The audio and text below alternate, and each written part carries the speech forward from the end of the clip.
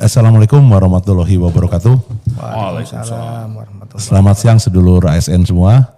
Kita kembali di THR podcast tengah hari Rabu. Nih kita selalu menghadirkan tokoh-tokoh yang kompeten untuk menambah edukasi kita tentang segala hal-hal yang sedang menjadi viral di tengah masyarakat.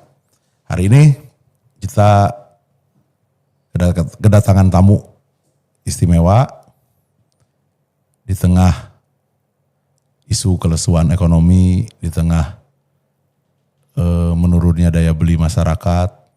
Kabupaten Cirebon hadir untuk mendampingi masyarakat Kabupaten Cirebon untuk tetap bertahan di situasi sulit ini. Karena permasalahan fiskal ini bukan terasa sama teman-teman di luar, tapi kita sangat terasa di Pemda Kabupaten Cirebon juga. Mungkin di semua Pemda di Indonesia. Jadi kita akan coba meminta apa sih upaya dinas terkait untuk mendampingi rakyat Kabupaten Cirebon untuk tetap bertahan di situasi sulit ini. Kita hadirkan, di depan saya sudah hadir Bapak Sekretaris Dinas Perdagangan dan Perindustrian, Bapak Dr. Rodia. Selamat siang Pak Dokter. Siang Pak Kabid, sehat semuanya. Alhamdulillah. Di samping beliau ada Bapak Kabid Perindustrian, Bapak Teguh Mulyono. Selamat siang Pak Teguh. Pak. Siang. Baik, kita seperti yang saya sampaikan, tahun 2026 itu kita samar-samar. Kita tidak bisa membayangkan kesulitan apa yang dialami oleh masyarakat dengan turunnya daya beli, turunnya ketahanan di segi fiskalnya. Karena kita melihat di kita musim bencana ini, yang kedua mungkin di geopolitik kita dengan Amerika menyerang Venezuela, walaupun jauh di sana tapi dampaknya pasti lama-lama nyampe ke kita nih. Kita pelajaran kita ketika COVID ada di Cina, kita selalu jauh. Ternyata akhirnya dampaknya ke kita. Nah, pelajaran dari itu di tengah situasi sulit masyarakat Kabupaten Cirebon, kita harus bersiap untuk mengalami dampak-dampak geopolitik yang terjadi sekarang. Pak Sekdis, gimana Pak Sekdis? Kalau kita kondisi sekarang nih untuk perdagangan dan perindustrian kita, untuk para pelaku bisnis kita ini, kalau kita gambarkan dengan merah, kuning, hijau, kita ada di posisi lampu warna apa nih? Ya, terima kasih Pak Kabid, Bapak Ramdan. Sebelum ke situ mungkin Pak Kabid izin saya mengenalkan, saya Sekretaris Dinas Perdagangan dan Perindustrian Kabupaten Cirebon. Oh iya, maaf saya terlalu antusias jadi langsung gigi 6. Baik Pak Sekdis, pertama mungkin Bang. Yang kedua saya didampingi ada Pak Kabid Perindustrian, ya Bapak Haji Teguh Mulyono. Alhamdulillah siang ini bisa hadir memenuhi undangannya Pak Kabid beserta BKPSDM untuk bisa berbagi bersharing, berbagi informasi terkait apa sih. Pertama adalah tak kenal maka tak sayang. Dan betul. Pertama adalah mengenalkan Dinas Perdagangan dan Perindustrian. Mungkin sebagian mungkin sudah mengenal, tetapi alangkah lebih baik bahwa ya kita lebih kenalkan sebenarnya Dinas Perdagangan dan Perindustrian itu posisinya di mana, terutama perannya apa terhadap kaitannya tadi. Ada dinamika lokal, dinamika regional, bahkan dinamika internasional. Dan alhamdulillah kita beberapa tahun terakhir ini telah banyak berpartisipasi memberikan kontribusi terhadap peningkatan ekonomi baik itu lokal maupun internasional. Jadi Dinas Perdagangan dan Perindustrian ini memang sesuai dengan amanat dari peraturan Bupati bahwa 148 tahun 2023 itu memang yang melaksanakan urusan perdagangan dan perindustrian. Nah, kita ada beberapa bidang dan satu sekretariat. Dan bidangnya ada bidang perindustrian yang ini digawangi oleh Bapak Kabid Pak Teguh Mulyono ini. Kemudian ada bidang perdagangan dan pengendalian Bapokting. Bapokting, jadi pengendalian barang pokok penting. Nah, kemudian ada lagi bidang sarana dan pelaku distribusi, bidang SPD. Yang terakhir ada bidang metrologi legal. Apa sih yang dilakukan selama ini kan gitu ya, masyarakat bertanya-tanya kenapa harus bagi bidang-bidang kayak gitu kan gitu ya. Tentunya ini agar supaya efektivitas kerja, kegiatan, program itu lebih terencana, ya terkoordinasi kan gitu ya, dan efisien tentunya seperti itu. Bidang perindustrian tentunya memang yang paling penting adalah kaitannya dengan perizinan usaha industri. Ya, jadi beberapa industri ketika melakukan perizinan kita fasilitasi kaitannya dengan verifikasi teknis izin industri. Ya, yang sekarang sudah terintegrasi pada OSS, ya Online Single Submission. Kemudian juga peningkatan daya saing produknya nih. Ya, kita mengenal Cirebon kaya akan potensi. Ada sumber daya laut kita, ada sumber daya pertanian kita, ada perkebunan, ada garam, ya. Bahkan yang tidak ada bahan bakunya di Cirebon bisa mengekspor salah satunya rotan, bambu, kayu, termasuk batik. Nah, kita melakukan upaya-upaya peningkatan daya saing, baik dari segi standarisasinya, legislasi. Karena era tadi yang dikatakan Pak Kabin tadi, eranya sudah berbicaranya pasarnya pasar global ya. Global. Nah, itu ranah menjadi apa sih yang dikerjakan oleh bidang perindustrian. Kemudian ada bidang perdagangan dan pengendalian pokok penting. Itu kaitannya dengan pengawasan dan pemantauan harga Bapokting. Bapokting Pak Kabin kalau dulu mengenalnya sembako. Nah, kalau dulu itu 9 bahan pokok, sekarang tidak lagi 9, 11. Jadi lebih dikenalnya secara aturan nomenklaturnya itu barang pokok penting. Ya, barang pokok penting di situ ada barang pokok hasil pertanian, ada cabai, ada kedelai, ada bawang merah. Nah, kemudian ada lagi barang pokok yang hasil dari industri, minyak goreng, kemudian tepung terigu, kemudian gula, kristal putih. Nah, ada lagi barang pokok yang dari hasil perikanan, ada daging ayam, daging sapi, kemudian telur, terus kemudian ikan. Semuanya kita pantau harganya. Agar apa? Masyarakat kalau mau membeli, ya harganya bisa terjangkau. Tujuannya itu agar supaya masyarakat pendapatannya kan sekarang kan meningkat kan susah, ya kan gitu. Makanya kita ketika pendapatannya itu susah untuk meningkat, kita stabilkan harganya. Jadi 100.000 bisa dapat minyaknya, bisa dapat berasnya, bisa dapat apanya semuanya itu. Nah, kalau bidang sarana dan pelaku distribusi itu yang dulu mungkin pengelolaan pasar. Betul. Kita ada 9 pasar Pemda, ada 7 pasar yang purwarupa yang berbagai macam sembako, ada 2 pasar yang tematik, ada pasar batik, kemudian ada pasar ada pasar kue, yang lainnya itu seperti itu. Ada lagi satu lagi yang tidak kalah penting adalah bidang metrologi legal. Yang ini tidak banyak diketahui dan orang keliru metrologi legal sama meteorologi. Gitu ya. Sangkanya cuaca. Disangkanya cuaca, apalagi sekarang kan situasinya kan gitu ya, peringatan dini terus. Ya, jadi metrologi dan meteorologi itu berbeda. Kalau metrologi berasal dari kata meter dan logos, artinya ilmu tentang ukur mengukur. Kalau meteorologi terkait cuaca, terus kemudian musim, iklim dan sebagainya. Ya, meteorologi legal ini tugasnya apa? Pertama adalah pelayanan. Pelayanan terhadap namanya alat ukur, timbang dan takar. ngukur timbangan itu bener enggak? Ya, betul. Ya. Kemudian ukurannya, takarannya bener enggak? Nah itu yang bertugasnya itu. Di samping itu salah satunya juga pengawasan terhadap barang dalam keadaan terbungkus. Ya. Yang ngawasi SPBU tuh, nah, itu kan nggak ada yang ngawasi tuh. Yang ngawasi adalah Metro Ilegal. Apakah benar 1 yang liter beli kita itu 1 liter itu isinya 1 liter?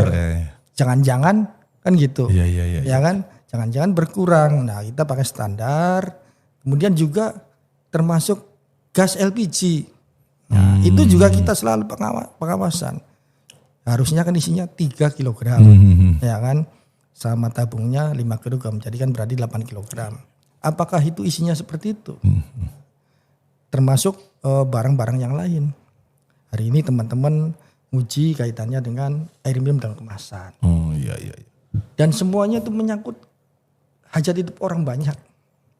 Karena kalau masyarakat kemudian membeli sesuatu, kemudian takarannya seharusnya 1 liter isinya 850, itu kan menjadi rugi. Rugi kan gitu. Konsumen dirugikan. Nah ini yang tidak disadari. Jadi tugas-tugas pokok itu yang selalu melekat pada kita. Jadi kita selalu berupaya bahwa sistem perdagangan dan perindustrian ini yang paling penting bahwa tadi kita berdaya saing. Bisa bersaing dengan produk-produk manapun. Makanya pelatihan di bidang industri ada pelatihan, comprehensive coaching, pelatihan, pendampingan, sampai kemudian produk itu bisa ekspor. Itu tugas kami. Dan juga kita juga di bidang perdagangan juga event-event di tingkat nasional, provinsi selalu kita ikuti. Tapi mungkin tahun sekarang berkurang Pak. Karena mengingat situasi kondisi fiskal kan gitu ya. Jadi kondisi fiskal padahal itu sangat penting. Karena memang kalau kita lihat bahwa ekspor ke Cirebon khususnya produk-produk unggulan nih, rotan, itu menurun sekarang. Yang menurun. Ditambah lagi sekarang gejolak internasional, geopolitik, perang di mana-mana. Ya. Nanti sebentar lagi, ya mudah-mudahan tidak terjadi nih, ada embargo. Dampaknya apa? Kaitannya dengan pengiriman kapal, jalur kapal, sebagainya itu semuanya berdampak. Dan Pak Kabit katakan itu semuanya akan berdampak pada kita. Akhirnya apa? Ongkos produksi naik, ongkos distribusi naik, biaya logistik naik. Tentunya berdampak apa? Berdampak pada harga produk-produk kita. Akhirnya apa? Tidak bisa bersaing. Sedangkan Vietnam, Thailand, ya, semuanya itu siap bersaing dengan kita. Apa dampaknya masyarakat kalau memang nanti produknya tidak bisa dipasarkan, tentunya kan mengalami penurunan tenaga kerjanya. Seperti kita kemarin efek Donald Trump. Sebagian ada yang merasakan, walaupun tidak semuanya. Kita memang bersyukur bahwa beberapa produk kita masih bisa bersaing dengan di ASEAN, ya khususnya yang handicraft rotan tadi. Tapi terakhir Malaysianya turun 0,0. Ini kan tentunya harus menerapkan strategi lagi bagaimana bisa bersaing. Jadi itu Pak Bid dan di tingkat lokal juga sama bahwa kita pengen bahwa kalau memang kita lihat bahwa struktur ekonomi di Kabupaten Cirebon nih, ya itu paling pertama itu adalah industri pengolahan. Jadi industri pengolahan itu menempati urutan kontribusinya terbesar, hampir 21%. Berarti mayoritas dihilirisasi ya? Nah, hilirisasi Kak. Nah, hilirisasi. Kemudian baru perdagangan. Perdagangan eceran, kemudian pertanian. Dari 3 itu yang menjadi penggerak lokomotif ekonomi di Kabupaten Cirebon. Nah, tentunya harapan kita selalu bahwa ini terus roda ini ekonomi ini digerakkan. Di samping itu bahwa konsumsi masyarakat, pertumbuhan ekonomi kalau dilihat dari aspek konsumsinya, yang banyak itu konsumsi dari rumah tangga. Makanya di pasar-pasar, di warung-warung itu sangat menentukan pertumbuhan perputaran ekonomi di Kabupaten Cirebon. Makanya di pasar, baik itu pasar rakyat, pasar modern, yang mungkin yang tidak kalah pentingnya di pasar-pasar malam itu sama sekali benar-benar menggerakkan, menggairahkan. Karena memang data BPS seperti itu bicaranya. Dan memang hampir 80% digerakkan di sektor-sektor itu. Ya tentunya kita menjadi beban ini sangat berat. tengah kondisi tahun sekarang, Betul. kondisi fiskal terbatas, ya, kemudian targetnya juga lumayan besar kan gitu. Tapi teman-teman sudah punya komitmen bahwa hambatan yang ada bukan sebagai hambatan, tetapi sebagai tantangan untuk kemudian kita bisa survive dan bahkan bisa melompat lagi lebih jauh gitu. Itu Pak Kabin, teman-teman. Teman-teman ASN, jadi kita sebenarnya sempat salah paham ya di dinas Dagin itu apa. Ternyata muaranya di Dagin itu perlindungan masyarakat. Perlindungan masyarakat di bidang ekonomi sebenarnya ya. Terutama ya itu seperti meteorologi, berarti melindungi masyarakat dari kecurangan-kecurangan ya. Berarti dari indagnya, perdagangannya. Harga. Meyakinkan bahwa daya beli masyarakat bisa disesuaikan dengan harga. Ya, sangat menarik ini. Kita baru gigi satu nih, satu. Baik, saya beralih ke Pak Haji Teguh. Siap. Nah, kondisi industri kita nih, kondisi industri kayak gimana nih?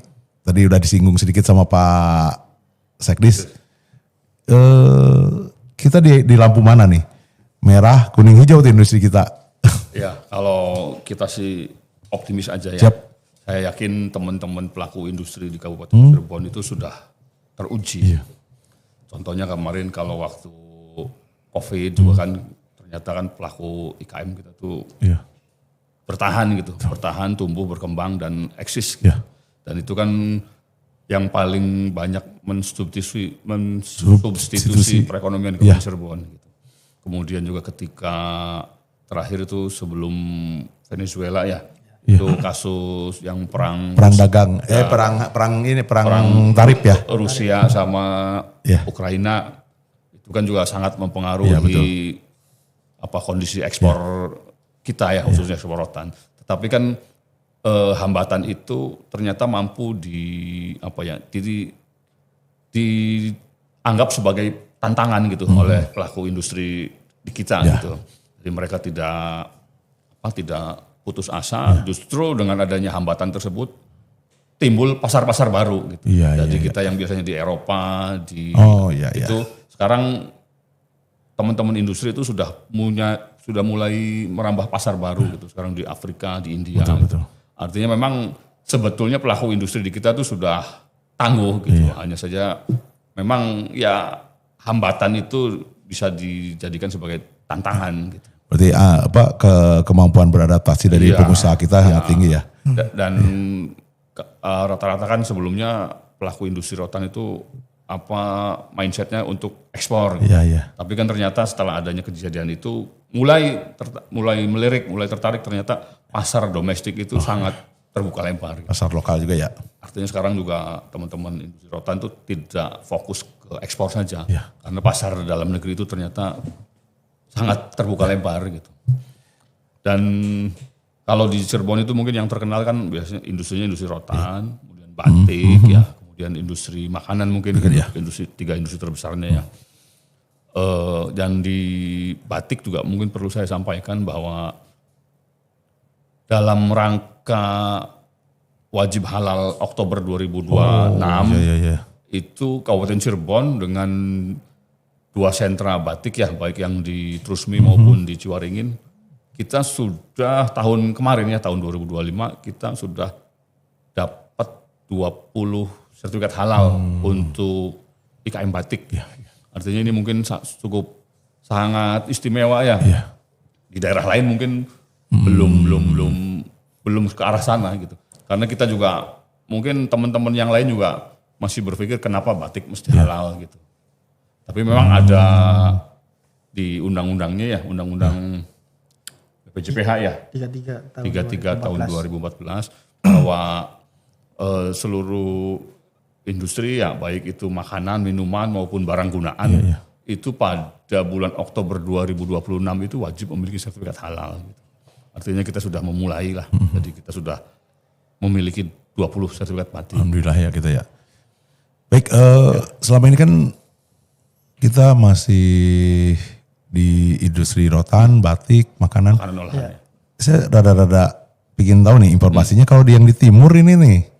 Yang di timur nih, apakah akan merubah komposisi unggulan gitu atau gimana nih? Ya, jadi kalau definisinya industri unggulan itu kan industri yang berbasis kemasyarakatan. Oke. Gitu. Kalau yang di timur itu kan banyaknya PMA ya. Ya. PMA itu memang kita industrinya kebanyakan alas kaki. Ya. Alas kaki bahkan ekspornya sempat menyalip ekspor rotan. Gitu. Ya memang di wilayah timur kita sedang mengembangkan sedang terpusat di sana KPI-nya, kawasan peruntukan industrinya. Dan tadi juga baru sebelum ini ya, makanya tadi podcast kita undur itu karena kita masih baru Zoom dengan Jawa Barat ya Pak Sekdes, kaitannya dengan rencana pembangunan industri kabupaten tahun 2025-2045. Oke, siap Pak Kabid. Kasih bocoran dong Pak Sekdes hasil rapatnya gimana. Jadi saya masih tertarik itu karena kita punya 5 jalan, 5 pintu tol ya Pak Sekdes ya. Kita masuk di barat itu Palimanan, Plumbon, Ciperna, Kanci, Ciledug. Ya, mungkin Kanci dan Ciledug ya belum di ini. Kalau 3 ini mungkin udah familiar lah. Nah 3 ini kan mungkin di Ciledug sekarang udah mulai menggeliat industri itu. Nah bocorannya hasil rapat kan. Iya, jadi tadi memang kita ini kan lagi menyusun perda tentang rancangan pembangunan industri kabupaten untuk 22 tahun ke depan. Iya, betul. Jadi apa sih yang nanti 20 tahun ke depan akan kita garap? Itu apa yang akan kita garap? Tadi dikasih Pak Kabid bahwa kita ada 3 jenis industri atau lebih detailnya ada 7. Ada industri batik, terus kemudian industri TPT, tekstil dan produk tekstil, garment dan sebagainya. Sepatu masuk ke sana? Sepatu nggak masuk, itu alas kaki. Alas kaki. Kemudian ada industri rotan industri kerajinan dari kayu, dari rotan, ada industri furniture dari rotan. Itu ada kerajinan. Dan makan minuman, ada minuman berbasis pertanian, ada berbasis perikanan, yang spesifik ada industri garam olahan. Jadi jangan salah bahwa Cirebon itu merupakan penghasil sentra penghasil garam ya. Nah, kita ini pengen dengan adanya RPK ini menjadikan garam kita tidak hanya sebatas garam krosok, tidak sebatas garam konsumsi yang ada di meja makan. Karena nanti nilai jualnya sangat kecil. Nah, kita pengen meningkatkan menjadi garam industri yang digunakan untuk berbagai macam keperluan. Betul. Jangan salah Pak Kabid, kalau Pak Kabid mungkin sering beresin pipa PVC itu, polivinil klorida, itu kloridanya dari garam. Sampai segitunya garam itu punya peran terhadap industri. Padahal sumber daya bahan bakunya melimpah. Nah ini yang kita akan garap. Kemudian kalau kita minum beberapa merek yang minuman isotonik, nah itu garam. Itu ada garamnya.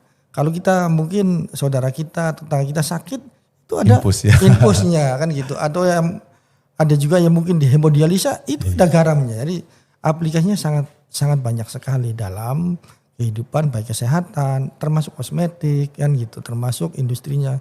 Dan itu kebetulan sangat banyak. Selama ini kita garam masih impor. Masih impor dari Australia, dari India. Nah ini yang kita harapkan ke depan, apalagi pemerintah pusat mentargetkan 2027 swasembada garam.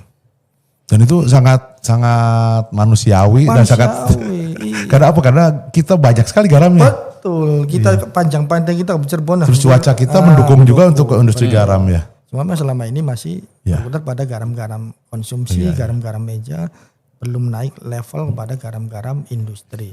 Ya ini yang kita akan garap ke depan. Ya. Dan memang impor kita pelan-pelan sekarang dibatasi. Kemarin kita betul, setuju lah. Iya. Untuk apa? Supaya garam diisi oleh garam-garam dari lokal. Tetapi juga bahwa garam lokalnya harus bisa menaikkan kualitasnya agar supaya bisa bersaing kan gitu. Kalau industri kan harus nggak mau tahu, pokoknya dia speknya sekian kan gitu, kadar airnya sekian, natrium klorida sekian, ya itu harus dipenuhi karena sudah di set up dari awal. tidak bisa zero toleransi, itu kan seperti itu. Dan lain-lain sebagainya. Jadi ini yang kita akan dorong. Ya memang IPR besar. Iya. IPR besar juga besar. Karena memang apalagi pemerintah sekarang ada hilirisasi. Iya betul. Ya. Jadi produk tidak hanya berhenti di produk segar. Ya. Kalau garam tidak hanya garam prosok, tapi tadi udah sampai garam industri yang memiliki yaitu spesifikasi yang sesuai dengan kebutuhan industri. Itu. Dan kita juga beberapa ekspor kita. Jadi sekarang ini ada 5 besar produk yang menjadi komoditi ekspor di Cirebon. Ya. Pertama memang yang sudah menjadi primadona, ya ekspor terbesar Indonesia dalam non migas ya adalah rotan. Rotan tetap kita masih bisa rotan. bertahan ya. Walaupun memang sekarang mengalami penurunan. Iya betul. Karena memang tadi pasarnya berubah, dinamis, dan sekarang beberapa negara-negara Eropa dan sebagainya berupaya sedemikian rupa sehingga menghalangi, membarier agar produk negara-negara lain tuh tidak bisa masuk. Dengan apa? Dengan sertifikasi, dengan kemudian standarisasi yang itu menghambat gitu. Di samping tadi kondisi perang segala macam kan gitu. Akhirnya kemudian pengusaha mencari new emerging market. Market-market yang mulai tumbuh, di mana itu di Afrika, di India dan banyak negara-negara lain. Nah, itu dapat dengan apa? Dengan pameran-pameran dan sebagainya. Itu. Dan kemudian ada rotan, kemudian yang tidak kalah pentingnya juga kita ada ekspor produk kita adalah briket arang. Oh, ya betul ya. Ya. Ini arang-arang yang mungkin kesannya sepele gitu ya. Tetapi ketika diproses dengan temperatur sekian, suhu tekanan sekian bisa menghasilkan briket arang yang ekspor. Ya, yang sangat diperlukan ketika musim dingin di Eropa ya. Ya. Dan jangan lupa itu nanti banyak diekspornya kepada Timur Tengah. Oh. Dan kesininya dipakai Pak Kabid kalau tahlilan, rotiban yang sering dibakar tuh. Itu sebenarnya itu dari kita juga ya. Dari kita juga. Di sananya dikasih label, dikasih pewangi, parfum segala macam kan gitu. Kembali lagi sini. Dan itu semuanya banyak dari kita. Dan beberapa produk-produk frozen frozen food ya itu dan sebagainya juga termasuk juga tadi alas kaki. Nah kemudian ada TPT tadi tekstil dan produk tekstil yang semuanya itu menjadi komoditi ekspor. Dan ini memang Cirebon, saya sudah beberapa ke daerah-daerah ya, uniknya di sini Cirebon itu orangnya memang tipikalnya dari dulu ditadikan orang-orang yang kreatif. Yang ini harus kita jaga. Betul. Ya. Bahan baku rotan tidak ada di sini. Adanya di Kalimantan, adanya di Sulawesi, adanya di Aceh, Sumatera. Ya. Tapi di sana diolah di sana. Gak bisa ya. Itu tidak bisa bersaing. Sampai pemerintah pusat mendirikan pusat industri rotan. Tetap Cirebon yang bisa eksis gitu. Termasuk batik dan sebagainya. Kita juga spesifikasi batiknya berbeda. Tadi beberapa keunggulan ada batik-batik yang tadi bersih halal. Ada pakemnya kita punya pakem. Dan khasanah batik Cirebon itu lengkap dibandingkan daerah lain. Kalau Jogja, ya Solo, itu rata-rata batiknya batik keratonan. Batik-batik yang bertemakan keraton. Ya keraton lah, itu dari keraton. Kalau kita ada motif keraton. Karena kita memang memiliki 4 keraton. Ya kan walaupun adanya di kota kan gitu. Tetapi kan inspirasinya kan dapat kita nih. Kita ada batik keratonan. Kita ada batik pesisiran. Daerah-daerah pesisir, Lasem, kemudian apa lagi itu? Rembang. Itu memiliki batik-batik khas yang bercirikan bercorakan motif-motif pesisiran. Motif-motif pesisiran yang mengambil tema-tema barang-barang atau makhluk-makhluk hidup di pesisir, di pantai. Kita ada motif-motif gambarnya perahu gitu ya. Ada perahu kerem, ada kapal kandas kan gitu. Ada ganggengan, ada apa segala macam. Satu lagi kita punya motif, itu motif pedalaman. Dan jarang daerah lain yang punya. Karena daerah-daerah pedalaman itu tidak tidak familiar dengan membatik ya. Betul. Nah, kita ada batik pedalaman. Iya. Padahal kita di pesisir gitu. Padahal jadi kita kan bisa pesisirnya ada, Iya. keratonannya ada, dan pedalaman banyak dikembangkan di Ciwaringin. Ya. Nah itu yang geribigan, motif-motif, kemudian gambarnya ayam, pecutan dan segala macam. Kita ada 200 motif batik. Motif batik. Semuanya tuh ada semua. Rata-rata pedalaman nggak punya laut, nggak punya pesisir kan gitu. Kalau keratonan kayak Jogja dan sebagainya nggak punya pedalaman. Iya. Tapi kalau Cirebon lengkap semua ya. Lengkap semua. Itu yang menjadikan yaitu memang suatu kelebihan mungkin ditakdirkan dulunya ya. Jadi orang-orang yang kreatif yang mau bisa mendayagunakan ya, mengoptimalkan potensi yang ada. Kita seperti itu. Di samping juga mungkin batik kita itu ada pakem yang masih terjaga. Jadi siapapun orangnya kalau beli pakem ini pasti ada di Cirebon. Ya. Itu kelebihan batik kita mungkin. Ya tadi yang 200 itu batik-batik yang memang udah pakem itu udah masih terjaga. Turun-temurun itu. Jadi turun-temurunnya ada itu. Sampai kita kan memiliki sertifikat namanya indikasi geografis batik Merawit. Ya, batik Merawit itu batik di mana ada garis lurus ya. Yang tambah kecil tambah mahal. Jadi kalau garisnya itu kecil berapa 1 mili? 0,1 sampai 0,3. 0,1 sentimeter. Sampai mili. 0,1 mili. Kalau itu dia terputus. 1 mili mungkin ya? 0,1 senti, ya berarti 1 mili kan? Itu mahal tambah mahal.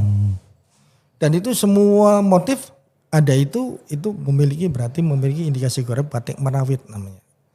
Kemarin juga kita mendapatkan indikasi geografis batik Waleran. Waleran Megamendung. Jadi orang mengenal Megamendung itu kan ada gradasinya di sini. Ya, itu sebenarnya secara filosofi itu lengkap sekali bahwa itu di situ gradasinya ada 5. Ada tua, terus gradasi. Nah, gradasi itu yang namanya Waleran.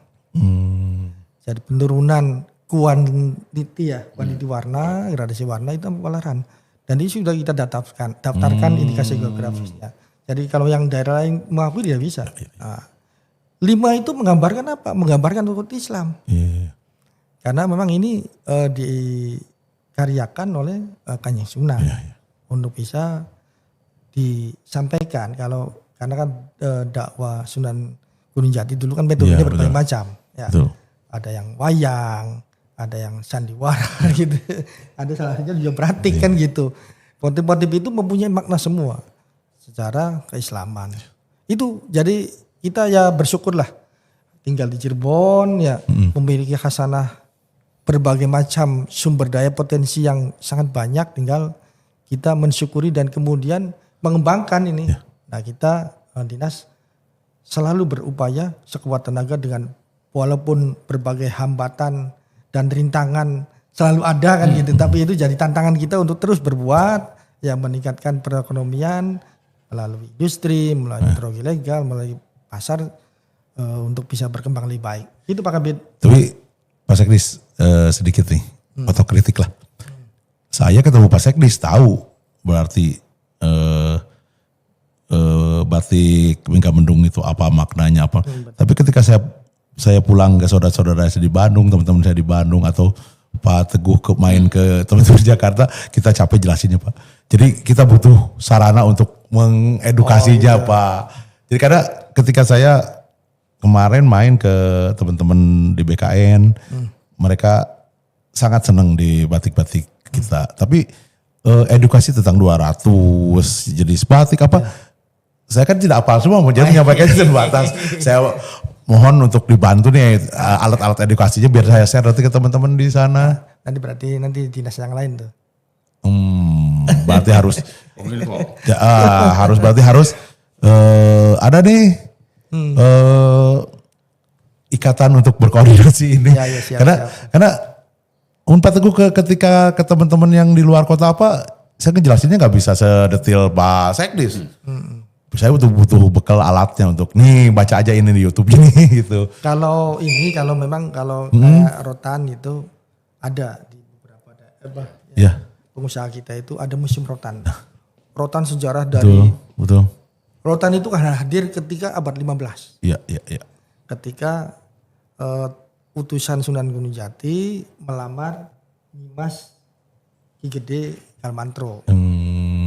Makanya namanya kan Galmantro ya. Galmantro itu nama Tegalwangi ya, Tegalwangi itu kan gitu. Galmantro tuh melamar kemudian ceritanya gimana ditolak ya. Nah, rotannya kemudian daripada dibawa pulang kemudian dia tancapkan di daerah Tegalwangi. Ya. Tegalwangi yang dia yakin ini akan memberikan nafkah kepada anak cucunya. Ya alhamdulillah sampai sekarang. Itu cerita rakyat. Dan itu ada yang menggambarkan itu tuh. Ada di salah satu pengusaha di Plumbon. Kalau yang namanya batik sebenarnya beberapa ada ya. Ada. Enggak maksudnya ada museum batik kan. Ada museum batik di beberapa pengusaha tuh. Seperti itu. Cuma mungkin yang dimaksud Pak Kabid kan nanti ini ada media yang tinggal QR code apa? Iya, kalau YouTube ini YouTube baca nih. Iya, tinggal di scan aja kan udah. Iya. Itu. Tinggal scan ada semua gitu. Karena minat ke museum juga rendah kita. Masyarakat. Ya kita harus adaptasi dengan digital ya. Media untuk mengenalkan kekayaan hasanah batik dan rotan itu kita. Karena katanya di pasar kue juga ceritanya sama. Bukan kita yang pabrik kue tapi pertukaran kue ya. Jadi kita emang pasar kita unik semua. Nah media itu tuh kita harus kemana nih menyebarkan nih keunikan kita gitu Pak Sekdes Pak Sucet. Siap. Ya artinya kita terus berarti ada media untuk betul. sosialisasikan ya memberikan literasi kepada masyarakat kan gitu.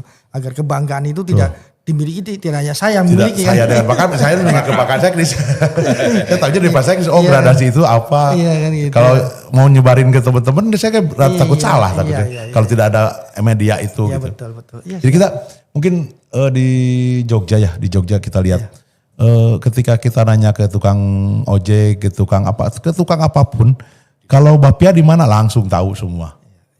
Ketika kita mau nanya ke Borobudur kemana alahnya langsung tahu semua. Nah mungkin napas itu yang belum kita punya Pak. Ya kita mungkin PR kita bersama untuk bareng-bareng. Kalau kata di Dinas Perhubungan kan ada forum lalu lintas. Kenapa sih forum pariwisata belum ada? Forum perdagangan perindustrian belum ada gitu.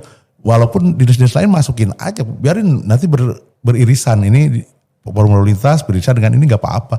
Tapi ada satu media untuk berkolaborasi mungkin. Saya siap ikutan. Siap. Baik, Pak Sekdes ini kita kembali. Kemarin beberapa waktu kemarin kan KDM udah mulai berkata ada satu wilayah baru di Jawa Barat yang akan menggantikan Jabodetabek, yaitu Rebana. Konsep apa untuk menyikapi itu Pak Sekdes? Jadi Rebana ini kan dibentuk oleh peraturan presiden tahun 2021 ya. 2021 bahwa ada 7 kabupaten kota. Kota Cirebon, Kabupaten Cirebon, kemudian Indramayu, kemudian Majalengka, Kuningan, Sumedang, Subang. Nah, ini tentunya kan peran berbagai kabupaten kota ini tentunya berbeda-beda yang kemudian dikolaborasikan disinergikan untuk supaya ya peningkatan ekonomi kan gitu, peningkatan industrinya juga itu bisa diakselerasi apalagi sekarang pertumbuhannya didorong sampai 8%. Nah, ini kan luar biasa ya. Karena itu memang kami kalau dari dinas memang berupaya ada beberapa kawasan peruntukan industri. Ya, kita sesuai dengan RT/RW terbaru, kawasan peruntukan industri kita memang mengalami penurunan. Jadi RT/RW tahun 2018 itu 10.000 KPI itu kawasan peruntukan industri. Kalau sekarang yang 2023 itu 2024 ya, itu 4.900. Tetapi di situ ada berbagai memang yang paling besar bahwa kenapa terjadi penurunan karena ada untuk lahan LSD, lahan sawah dilindungi. Iya. Sawah abadi itu ya. Ya, LP2B ya, LSD. Kemudian ada juga beberapa tadi kaitannya dengan garam. Ada khusus budidaya garam. Ya, untuk tambak garam itu. Nah ini kalau kita melihat bahwa dari berbagai aspek ya, baik itu kita kan tadi dikatakan ada akses kaitannya dengan transportasi yang sangat mudah sekali, ada 5 pintu tol. Kemudian kita memiliki beberapa perguruan tinggi yang tidak kalah pentingnya, karena berbicara pertumbuhan, berbicara industri, tidak lepas dari sumber daya manusia. Ya, itu harus terkorelasi, harus penting sekali, ya, harus nyambungkan gitu. Terus kemudian terkait juga keberadaan kebutuhan utilitas. Utilitas itu diantaranya adalah untuk air, ya kan, kemudian jaringan listrik, kemudian jaringan telekomunikasi, termasuk di dalamnya bahwa jaringan gas alam. Nah ini Cirebon karena memang daerah lintasan yang mempertemukan, simpul kan gitu ya, simpul dari utara dan selatan ya, termasuk gas alam itu kita kebagian untungnya. Karena apa? Gas alam dari Indramayu kita kebagian juga ya. Ya, masuknya lewat Cirebon sampai ke Batang, sampai ke Semarang. Dalam rangka apa? Kebutuhan energi tadi, listrik, gas alam, jalan, semuanya ada semua. Nah, kita mendorong bahwa tadi, makanya peran tadi, satu yang paling penting tadi, kita mengambil menyusun Raperda itu salah satu dalam rangka menjemput itu. Betul. Raperda rencana pembangunan industri kabupaten itu dalam rangka menjemput dan mengakselerasi pertumbuhan industri itu. Kita siapkan beberapa perwilayahan industri, ya kita dorong investasi ya agar supaya bisa masuk ke Kabupaten Cirebon, tentunya dengan apa tadi sudah ada kawasan-kawasan peruntukan industrinya. Nah, SDM-nya kalau faktor-faktor industri kan ada 5 M. Tadi ada man-nya, ada money-nya, ya kan? Ada mesinnya, ada materialnya, kemudian ada metodenya. Ya. Tambah lagi sebenarnya 6M, marketnya. Nah, kalau bisa bikin tapi tidak bisa jual percuma. Marketnya harus ada itu. Ya kan? Nah, ini semuanya harus bisa disiapkan di sini. Ya. Makanya kita juga termasuk RPIK itu berbicaranya industri yang berbasis sumber daya alam. Ya. Jadi 2 unggulan kita ada yang berbasis sumber daya alam dan berbasis sumber daya manusia. Ya, betul. Industri rotan, industri batik, kita nggak punya sumber daya alam, betul. Tapi kita punya sumber daya manusia yang kreatif, ya, yang inovatif, yang bisa menghasilkan produk, ya, yang tadinya batangan menjadi kursi, menjadi furniture, seperti itu kan. Kalau bicara hilirisasi, Cirebon lebih dulu ya. Hilirisasi, tapi itu memang dalam konteksnya orang memahami hilirisasi itu cuma untuk sumber daya mineral. Iya. Bauksit, nikel, apalagi itu ferro, besi dan sebagainya. Udah dicontohkan oleh Cirebon. Padahal sebenarnya non sumber daya mineral pun sangat mungkin sekali. Makanya kemudian kita ada sumber daya alam, ya tadi garam yang tadi saya katakan. Termasuk produk-produk yang hasil perkebunan. Kita akan kaya akan mangga misalnya. Betul. Mangga, oke lah sekarang kita bisa ekspor, hanya ekspor mangga segar. Tetapi dalam mangga ada vitamin C. Di situ ada vitamin C yang bisa diambil untuk kemudian kita kembangkan menjadi kosmetika dan sebagainya. Kita bicara lagi tentang produk-produk seperti jambu merah dan sebagainya atau jagung kan. Itu kan bisa sekali, sangat mudah sekali. Termasuk ini Pak Kabid sekarang lagi mengembangkan berkolaborasi dengan salah satu NGO di Jerman mengembangkan untuk pengembangan limbah kerang hijau. Yang ini bukan hilirisasi Pak ini Pak. Ini mah berarti apa ya, bukan hilirisasi lagi nih. Satu hal yang tidak berharga bisa jadi berharga. Nah, pemanfaatan ya 3R tadi, recycle tadi. Sekarang lagi Bang Pak Kabid lagi di riset kecil-kecilan gitu. Karena terus terang kita daerah pantai. Di samping kita bisa memproduksi ikan, memproduksi rajungan, memproduksi limbahnya gak kalah banyak. Dari kerang hijau itu 30%-nya kita makan. Iya. 70%-nya Limbah ya. limbah. Dan tidak bisa diapa-apain itu. Dan tidak bisa diapa-apain. Makanya Mbak Kabid berkolaborasi dengan beberapa tim kecil gitu dari riset untuk bisa dimanfaatkan ya, yang tadinya tidak ada harganya bahkan dijauhi, sekarang mempunyai nilai manfaat yang lebih tinggi. Karena produksinya jangan salah, limbah kerang hijau tuh 10 ton per hari, kaget nggak? Ya, bayangin gak 10 ton tuh sebenarnya. Sekabupaten Cirebon tuh 10 ton per hari. Dari satu truk besar tuh. Dan bocorannya buat apa Pak? Banyak aplikasinya. Jadi kandungan dari... Oh berarti emang diproduksi lagi berarti ya? Ya nanti kan ada proses pengolahan. Oh dipengolahan. Karena memang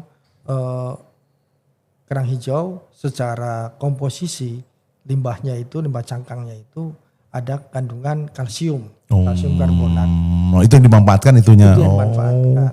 Kayak seperti kalsium itu seperti ya berarti batu kapur kayak gitu. Tapi harus ada proses pembakaran, proses penghalusan dan sebagainya.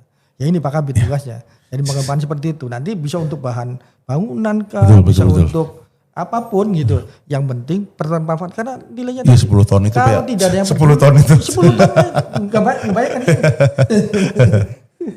Jadi teman-teman ASN kita doakan Pak Kabid Perindustrian berhasil. Ya. Jadi nanti ke depan itu mungkin untuk kerang hijau dari Cirebon untuk dunia ya. Ya.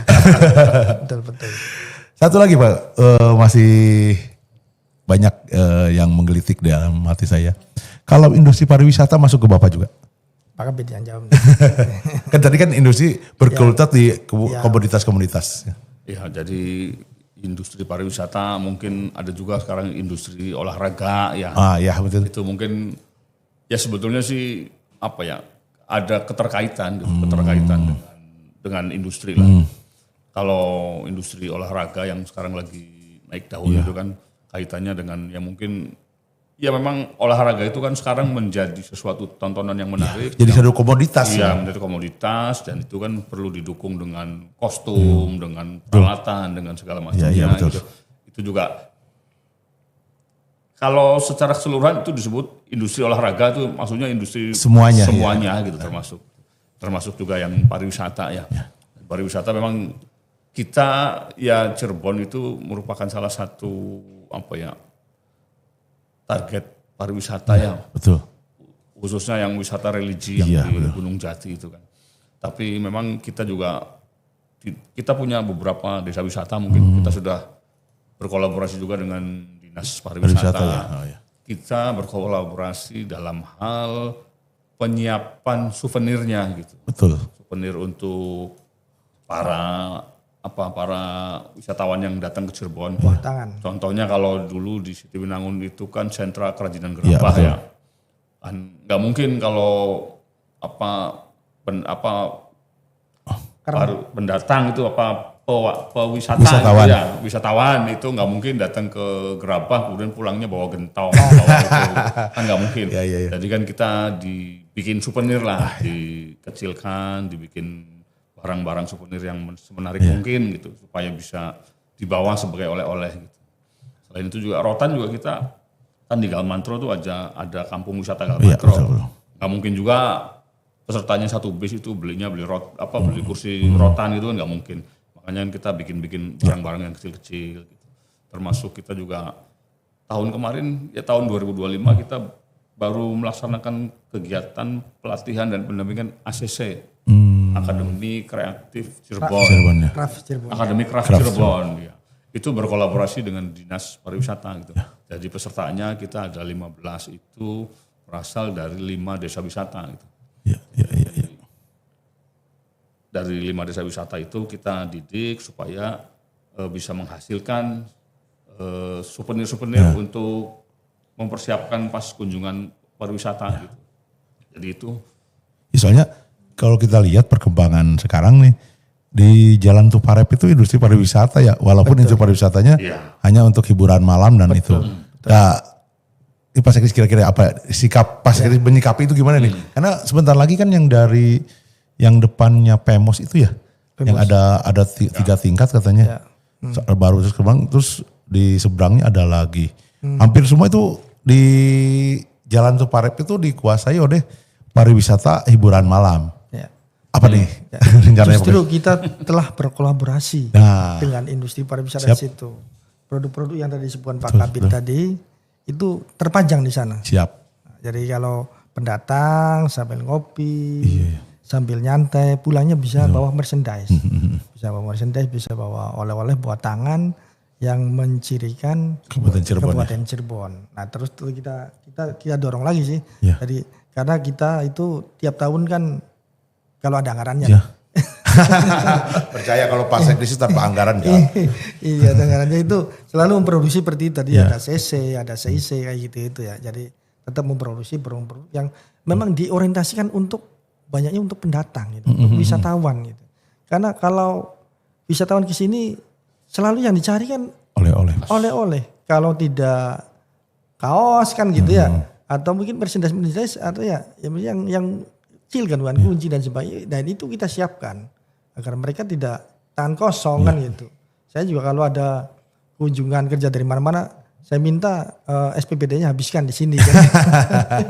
Untuk belanja betul. Gitu ya. Jangan bawa pulang. Tapi kalau saya jadi wisatawannya, saya belanjanya kemana? Batik di Sumber gak ada. Adanya ke sana. Kalau saya autokritik saya wisatawan banyak teman-teman dari dinas-dinas luar kota banyak yang kita kesini. Tapi mau beli oleh-oleh di mana Pak Ramdan? Waduh ke Batik jauh ya. Ada nggak nih minimal ada perwakilan lah. Jadi miniatur untuk oleh-oleh Cirebon di Sumber ini. Nah itu mungkin kalau belum kayaknya. Belum ada ya. Kalau sampel-sampel sih banyak. Ya karena banyak yang teman-teman yang dari luar tuh selalu menanyakan beli oleh di mana? Aduh kalau di Jogja kan deket ya, tinggal tuh ke sana. Kalau di kita kan jauh, kita minimal harus ke Pleret, harus ke apa? Kan pulangnya kan lewat Pleret. Ini tol kan gitu. Jadi deket tol kan gitu ya. Jadi mungkin ya itu sedikit kritik saya. Betul. Mungkin perlu juga di sini untuk minimal gerai-gerai kecil lah. Apakah di tiap kecamatan ngirimin di sini, mumpung di Pak Sekdes lagi mulai bergeliat tuh yang di yang di pinggir terminal Sumber. Itu. Jadi minimal tamu-tamu itu jangan terlalu jauh lah. Oh, ini contohnya dulu nanti belinya nanti pasti ke Pleret atau kemana. Mungkin gerai-gerai itu yang masih pulang di Sumber. Kurang ya. Iya. Padahal sebenarnya banyak binaan kita yang ada di Sumber. Terutama yang craft ya. Craft itu ada banyak tuh. Yang kandungan kunci segala macam. Tinggal nanti kita memilih tempatnya aja yang tepat kan gitu, yang strategis tempat. Iya. Minimal yang dekat kantor karena pasti kita jadi tujuan kunjungan dari teman-teman ASN lain itu. Kadang bingung juga kita, aduh nunjukinnya jauh nih. Kalau ada ya di sini di sekitaran Sumber ada kan, Pak lihat kita bisa ngikutin saran Pak Sekdes nih. Habiskan teman-teman uangnya di sini. Nanti kalau partai banyak silakan ke Pleret. Mungkin itu. Menarik sekali Pak Sekdes. Kita juga ada ITB nih Pak Sekdes. Nah itu. Nah sudah sejauh mana sih koordinasi Pak Sekdes dengan ITB nih? Jadi memang tadi saya katakan bahwa salah satu produk Rebana itu kan kebutuhannya kan akan sumber daya manusia. Dan kita alhamdulillah ketempatan ITB Kampus Cirebon. Beberapa fakultas kan sudah ada di sana. Dan alhamdulillah yang selama ini kita kolaborasinya sudah sangat jauh gitu ya. Betul. Sudah sangat jauh. Jadi beberapa kegiatan tadi yang dikatakan Pak Teguh itu ACC kayak gitu. Itu belajarnya ke sana. Tempatnya di sana gitu. Karena langsung dibimbing oleh dosen-dosen dan dosen, bahkan didampingi oleh mahasiswa ITB kan. Karena di sana ada fakultas seni rupa, FSRD. Ada jurusan kriya, ada jurusan apa lagi?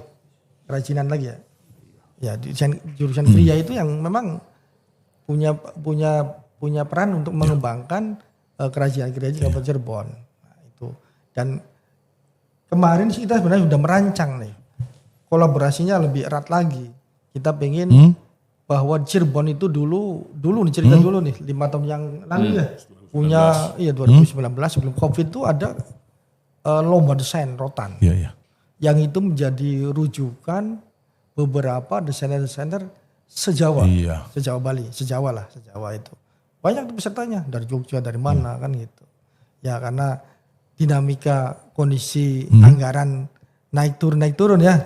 Nah, ini kita mau menghidupkan lagi nih, lagi untuk berkolaborasi dengan ITB. Siap. Ya, karena memang saya yakin kemampuan dan networking ya dari di ITB, teman-teman di ITB juga sangat jauh sekali, dan itu kita pengen itu kita akselerasi untuk mengakselerasi pembangunan di Kabupaten Cirebon, khususnya sektor industri kreatif tadi. Nah, itu angan-angan kita seperti itu. Tapi alhamdulillah sekarang sudah walaupun tanpa itu udah berjalan bahwa kegiatan-kegiatan kita selalu melibatkan. Kita tidak pernah mengenal angan-angan, Pak. Ya. Kita mengenalnya target gitu. Target. Siap. Nah, kalau universitas yang lain selain ITB gimana, Pak? Banyak kampus-kampus misalkan tadi cerita tentang ekonomi halal tadi, ekonomi syariah, hampir beberapa kampus ya kita selalu berkolaborasi, terutama yang dalam hal ini adalah UIN Syekh Nurjati. Jadi kita tidak memandang bahwa keberadaan kampus itu sesuai dengan administrasi dimanapun yang paling penting bahwa bisa berkolaborasi, bersinergi untuk kita bisa mengembangkan aspek apanya kan gitu. Nah, ini kita dengan UIN Syekh Nurjati kita kembangkan untuk kaitannya industri halal. Makanya kita alhamdulillah tahun sekarang kita sudah tahun sekarang dan beberapa tahun kemarin kita pernah mendapatkan 3 kali, luar biasa 3 kali tahun 2021, 22 dan 2025 itu mendapatkan industri halal award se-Indonesia. Berarti kita bisa menerbitkan sertifikat halal terbanyak. Kita memberikan support terhadap pengembangan industri halal. Kita kalah sama Lombok, kalah sama satu lagi mana? Lombok yang banyak. Karena Lombok perkembangannya pesat. Alhamdulillah gitu di tingkat nasional juara-juara kedua. Nah tadi bonusnya tadi dapat sertifikat halal gratis untuk batik tadi. Itu salah satu bukti dukungan gitu ya pemerintah pusat terhadap daerah-daerah yang memberikan support terhadap pengembangan industri halal di wilayahnya. Alhamdulillah seperti itu, Pak. Sangat progresif, Pak Sigris. Jadi teman-teman ASN berarti ini kita buktikan bahwa kita tidak diam. Kita udah dengan fenomena sekarang, kita tidak apatis, kita tidak a priori. Kita tetap berbuat untuk melindungi masyarakat ya Pak Sekdis. Cuman mungkin kita tidak senang bekerja untuk kita bekerja dalam diam lah. Tapi teman-teman ASN mohon diinformasikan ke masyarakat bahwa kami tidak diam. Kita terus berusaha dan kita juga tetap melihat fenomena ke depan gimana. Kita udah bersiap dengan opsi-opsi lain di Pak Sekdis, terutama di perindustrian nih. Karena nadinya kehidupan kita itu di perdagangan dan di perindustrian. Betul. Apapun itu ya kita ladang kita di sana, masyarakat kita di sana untuk mencari uang. Aduh, ya jadi mungkin nanti ke depan mungkin Pak Sekdis kita barengnya bukan dengan Pak Kabid nih, saya nggak mau. Berarti harus Pak Sekdis, Dishub, pariwisata, kita harus berkolaborasi. Betul. Karena eranya seperti itu. Karena kalau tugas berat itu diampuh sama Dinas Perindustrian dan Perdagangan sendiri gak mungkin. Kita harus sering-sering berkolaborasi dan banyak-banyak berkolaborasi. Karena Cirebon ini kan kota hiperkoneksi namanya. Kalau dari sisi Dishub itu. Siapapun sangat senang datang ke Cirebon. Kenapa? Gampang. Tuh. Sekarang mungkin di Kuningan industri pariwisata meledak. Kenapa? Karena daripada ke Bogor, dia tidak bisa bolak-balik. Tidak bisa bolak-balik. Minimal 6 jam, 7 jam bolak-balik Jakarta Bogor. Tapi kesini bisa nginep tuh tenang. Merasakan hotelnya itu lebih lama. Betul. Dan itu semua orang mau ke Indramayu, mau ke Majalengka, mau ke kota, mau ke Kuningan, lewat Kabupaten Cirebon. Betul. Jadi sangat ironi kalau kita hanya diam saja di penonton, Pak. Betul. Tapi percaya teman-teman ASN, kami tidak diam, teman-teman di Indak tidak diam. Kita tetap berusaha. Baik Pak Sekdis, ini Pak Kabid dulu, Pak Kabid. Pak Kabid, ini kita untuk closing statement nih. Impian Pak Kabid ini apa nih? Impian Pak Kabid tanpa mempertimbangkan dulu anggaran segala macam. Impian Pak Kabid buat industri Kabupaten Cirebon gimana? Kalau untuk industri besarnya ya, kalau kita bermimpi ya seperti yang tadi disampaikan di awal bahwa di wilayah timur industri kita kan sedang berkembang. Ya, betul. Itu memang melibatkan PMA. Betul, betul. Dan kalau PMA itu kalau sudah satu perusahaan Sukses, itu akan mengundang teman-teman yang lainnya. Betul. Dan tadi pagi juga kita baru Zoom UKL ya untuk industri alas kaki juga. Gitu. Jadi satu industri di sana merasa betah, cocok dengan Kabupaten Cirebon, mereka mengundang teman-teman yang lainnya. Jadi saya berharap sih kita bisa menjaga situasi, kondisi agar tetap nyaman untuk berinvestasi. Gitu. Jadi situasi sehat investasi itu dipertahankan. Ya. Tapi mungkin suatu masukan juga untuk perusahaannya, jangan melupakan tenaga kerjanya dari kita sekitar kita juga. Gitu. Kita karena salah satu unsur untuk menjaga iklim investasi ya kondusivitas lokal juga. Betul. Siap. Terima kasih. Kalau untuk industri kecil menengahnya ya untuk masyarakat, kalau saya berharap sih teman-teman pelaku industri itu mulai melek teknologi, jangan terpaku sudah segini sudah cukup gitu. Harus terus bangkit dan terus berinovasi gitu. Utamanya dengan adaptasi dengan digitalisasi ya. Mungkin gitu. Keren. Terima kasih Pak Kabit. Nah sekarang ini saya tidak konsisten ke Pak Sekdis nih. Tadi garam Pak ya. Saya kemarin ngobrol dengan pertanian, ngobrol dengan ketahanan pangan saya masih belum ketemu jawabannya nih. Panjang pesisir kita 90 km. Ya. Hanya diambil garamnya aja Pak. Di sana ada ikan loh. Di ketahanan pangan ikan itu satu sumber daya yang tidak akan paling lama habisnya daripada di darat ya. Nah sekarang nih untuk mendukung ketahanan pangan itu ada nggak rencana untuk bikin pabrik pindang, pabrik sardensis lah, atau pabrik seperti kemasan makanan militer dari ikan-ikan kita yang banyak, masa makanan kita yang bagus hanya untuk ikan asin saja gitu Pak. Karena tadi Bapak memancing saya untuk ngobrol hilirisasi. Saya jadi teringat ini pertanyaan ke Dinas Pertanian kemarin. Gimana Pak Sekdis? Selain garam nih. Ya, saya kira kalau garam clear ya. Clear. Itu bagus tuh. Hasil perikanan memang beberapa kemarin kita juga barusan apa tuh namanya? Bintang Timur. Itu mereka merencanakan mau ekspor ke Eropa. Produk ikan situ. Produk ikan. Ya. Karena memang produk-produk ikan kita. Jadi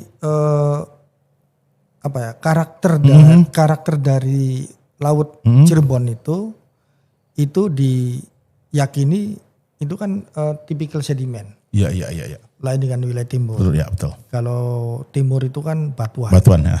Sedimen. Beberapa produk-produk kita itu relatif lebih mudah diterima di pasar global. Alhamdulillah. Kayak katanya sih ada manis-manisnya. Saya bukan promosi. Ya, kayak rajungan, kayak kan ada manis-manisnya gitu. Karena memang mungkin faktor-faktor seperti itu yang menjadikan kita. Tetapi kita juga perlu sadari bahwa salah satu pencemaran di laut kita juga sangat paling tinggi ya. Itu harus dipahami seperti itu juga. Makanya kemudian kita mendorong bahwa keberadaan potensi laut tadi itu harus benar-benar dikembangkan. Pertama adalah kaitannya dengan kualitas ikannya itu. Betul. Ya. Saya pernah beberapa yang lalu ke beberapa negara gitu ya. Memang ada makanan khas di Prancis tuh. Namanya escargot Pak Kabin. Bekicot ya? Nah bekicot. Itu yang memang mereka yang itu makanan mewah dan mahal dan hanya disajikan di restoran-restoran mewah. Iya. Tapi di kita kan lain ya. Iya.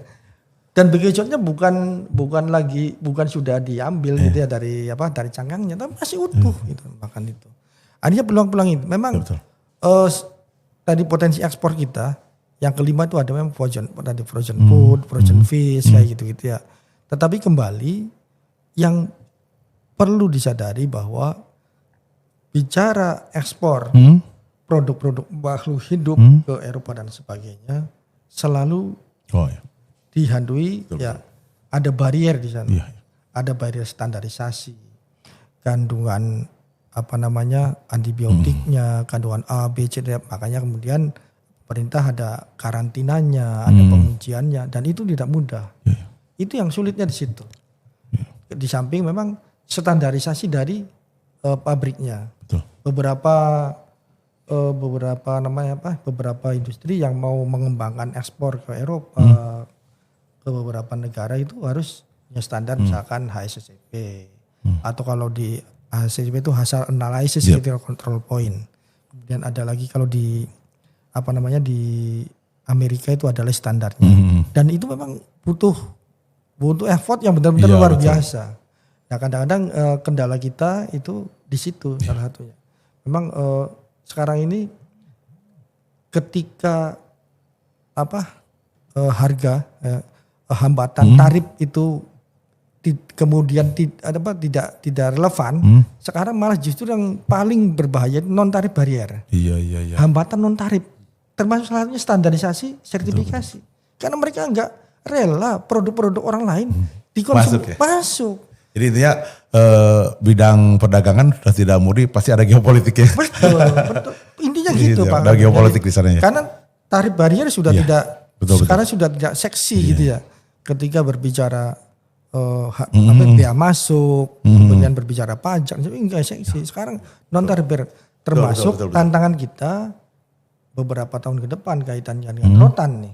Ini tantangan besar nih. Ada pemberlakuan namanya EUDR. Jadi Europe Union for Deforestation. Itu yang lagi isu yang hangat. Iya.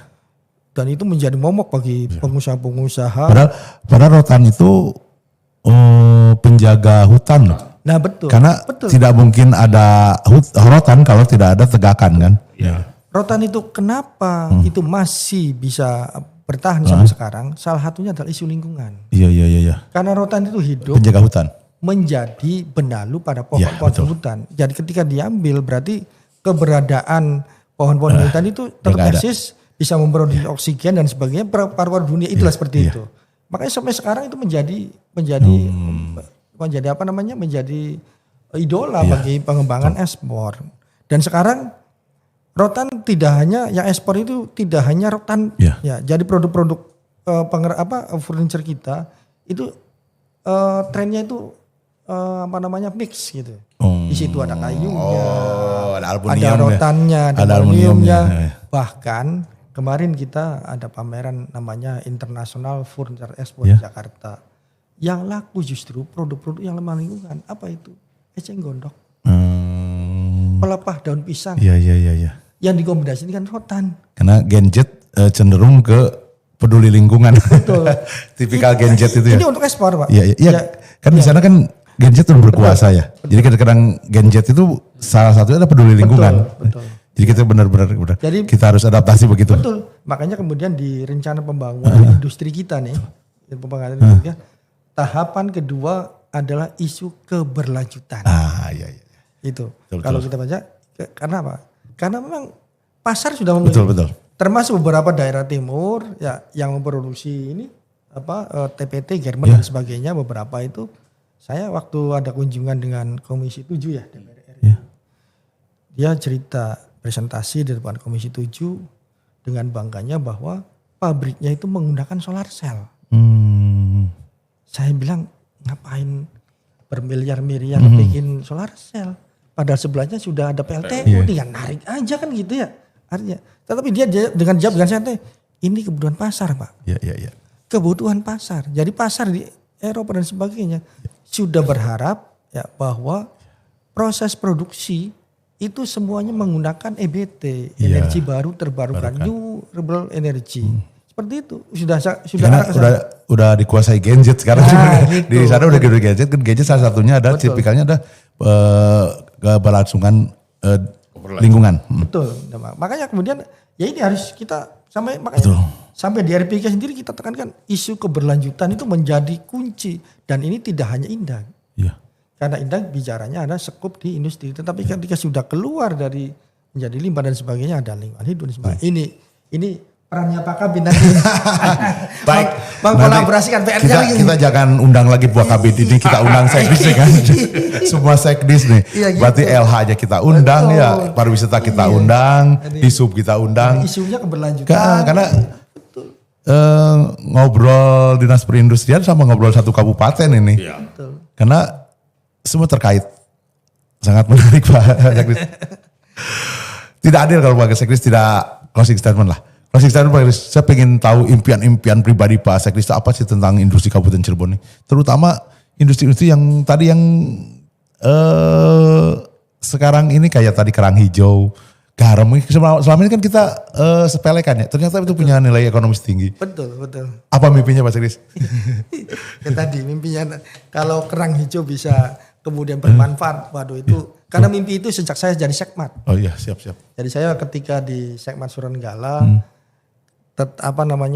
waktu itu zamannya Covid. Zamannya Covid sebelakangnya Kecamatan Surenggala itu kan ada TPI. Oh iya. Salah satu uji untuk bahwa menguji bahwa dia itu terkena COVID dan tidak, itu kan baunya hilang atau tidak. Jadi saya berkelakar gitu ya. Kalau mau menguji ya kena COVID ya cukup datang ke Kecamatan Surenggala. Kalau masih bau, berarti ya, pasti sehat. Saya 3 kali kena soalnya. Iya kan, masih sehat gitu. Apalagi musimnya jam 3, jam 4 gitu mau pulang kan gitu. Nah kemudian di situ kan karena produk sangat banyak sekali. Pinggir jalan itu, pinggir sungai ya, pinggir sungai itu kan diurus sepanjang jalan seperti itu. Akhirnya kemudian saya berpikiran ini untuk apa sih kan gitu. Ditambah lagi Pak Kabid sudah bergerak ke sana juga ya. Akhirnya alhamdulillah sekarang ya mudah-mudahan mimpi saya itu bisa termanfaatkan ya, mempunyai nilai tambah produknya dan yang paling penting adalah meningkatkan perekonomian masyarakat. Betul. Ya itu pentingnya kan gitu. Daya ungkit itu. Daya ungkitnya kan dampaknya kan seperti itu. Yang tadinya masyarakat melihat bahwa itu tidak barang yang tidak ada gunanya, bahkan untuk membuangnya dibayar. Iya kan? Betul. Iya, membuangnya dibayar kan gitu. Bahkan nggak mau karena bau dan sebagainya kan gitu. Dan ini sama dulu waktu saya kebetulan tinggal di daerah Pakung itu banyak hiler. Yang namanya sekam itu tadinya nggak ada harganya. Iya. Ya. Susah buangnya. Susah buangnya. Kalau minta sekuatnya. Asal mampu. Mau pas saya bayarin kan. Sekarang itu dicari. Ya, ada nilainya. Bahkan berebut. Menjadi substitusi beberapa bahan bakar di industri. Ini juga harapan saya seperti itu. Amin. Ya, jadi bisa merecycle, bisa meningkatkan limbahnya nggak ada. Jadi kita memikirkan makan kerang hijau juga memikirkan limbah kerang. Takut keinjak juga. Itu Pak. Siap. Berarti untuk kerang hijau kita hari ini sepakat dari Cirebon, dari Kabupaten Cirebon untuk dunia ya. Siap. Baik, Pak Sekdis sangat menarik. Saya pengen tantang Pak Sekdis nih, kita tigaan. Mari semua ASN kita nambah jajan di UMKM ya.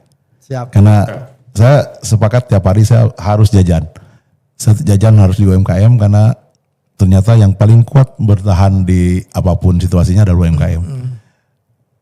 Mungkin nanti mohon Pak Sekdis bikin tagline di Indang untuk semua ASN ayo jajan.